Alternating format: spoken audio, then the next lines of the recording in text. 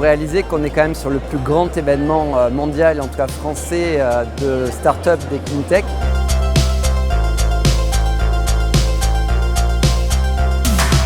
On a encore cette année pu faire pitcher 45 startups et déterminer 9 lauréats dans 9 filières cleantech. Chaque année, on a de nouveaux candidats avec des filières qui sont les filières des cleantech. Et ce qui est étonnant, c'est que chaque année, on arrive à sourcer des vrais talents.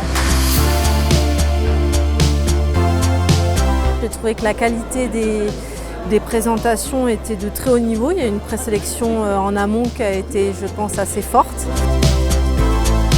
C'était une vraie belle expérience. On a eu un jury composé de gens qui étaient vraiment des experts du sujet, avec des questions qui étaient pertinentes pour nous. En deuxième partie d'après-midi, des interventions d'un certain nombre de thématiques.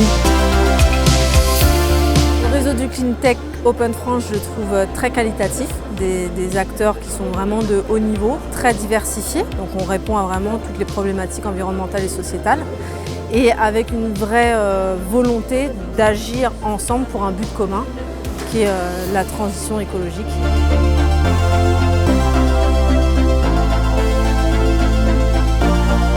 Et puis enfin, l'annonce des lauréats qu'on a fait là, cette année immédiatement, le jour même.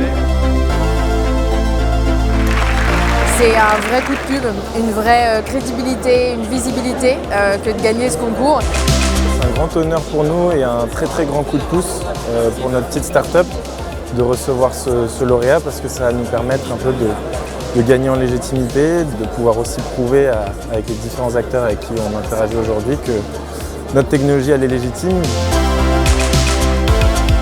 Je crois qu'effectivement les grands acteurs industriels dont on fait partie, le groupe ICAD évidemment innove, mais toute cette innovation elle ne peut se faire qu'avec un écosystème aussi de start-up innovantes qui apportent un regard neuf, savent prendre des risques.